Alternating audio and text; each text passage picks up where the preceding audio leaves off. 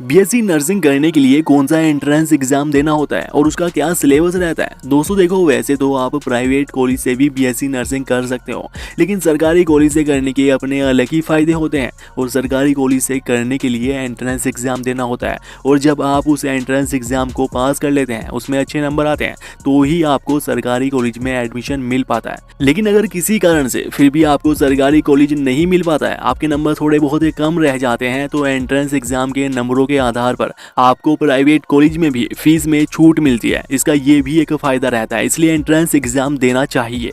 तो इसमें सबसे पहले किसी भी राज्य में बीएससी नर्सिंग के एंट्रेंस एग्जाम देने के लिए आपका 12th फिजिक्स, केमिस्ट्री और बायोलॉजी विषय से पास होना जरूरी होता है, और 12th में कम से कम 45% नंबर तो आने ही चाहिए। इसके बाद देखो, जैसे बीएचयू, डीयू जैसी बड़ी यूनिवर्सिटी है, इसमें तो नीट क्लियर करने के बाद ही बीएससी नर्सिंग में एडमिशन मिल पाता है। लेकिन आज हम नीट एग्जाम के बारे में यहाँ पर बात नहीं करेंगे। इसके अलावा अलग अलग राज्यों में इसके लिए अलग अलग एंट्रेंस एग्जाम होते हैं।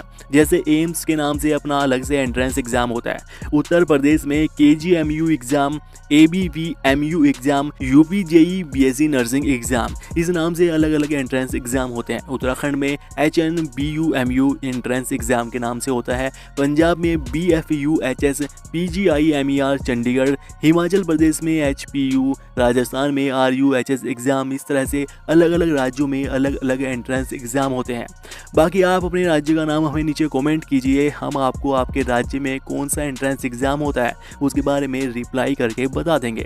अब इसके बाद जानते हैं सिलेबस के बारे में, क्योंकि देखो अलग अलग राज्यों में अलग अलग एंट्रेंस एग्जाम होते हैं, इसलिए इसके लिए सिलेबस में भी थोड़ा बहुत बदलाव हो सकता है।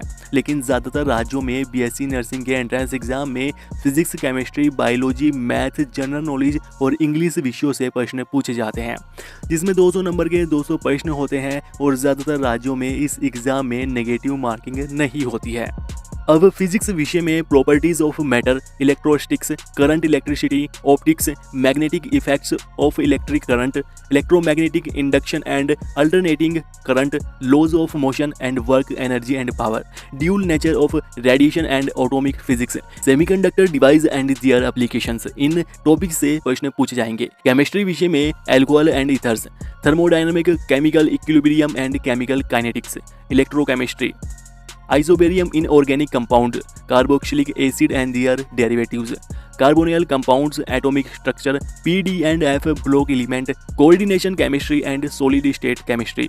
बायोलॉजी विषय में human physiology, biotechnology and its applications, biodiversity, ecology and environment, cell and molecular biology, reproduction, genetic and evolution, human health and disease, biochemistry, taxonomy, plant physiology, इन विषयों से प्रश्न पूछे जाएंगे।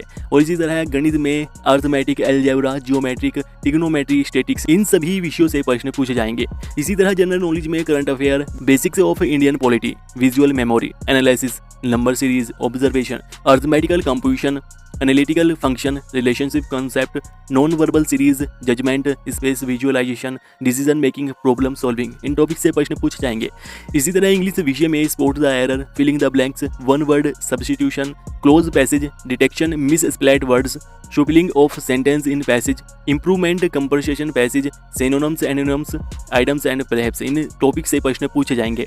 तो दोस्तों इस तरह से इन विषयों से एंट्रेंस एग्जाम में प्रश्न पूछे जाएंगे, और इस एग्जाम में सभी प्रश्न 12th लेवल के ही आते हैं, तो इसलिए अच्छे से तैयारी कीजिएगा। बाकी अपने राज्य की बीएससी नर्सिंग एंट्रेंस एग्जाम की जानकारी के लिए नीचे कमेंट करके पूछ सकते हैं। बाकी इस वीडियो को लाइक कीजिएगा, शेयर कीजिएगा, और ऐसी ही और वीडियोस के लिए चैनल को सब्सक्राइब करके बेल आइकन जरूर दबा लीजिएगा। धन्यवाद।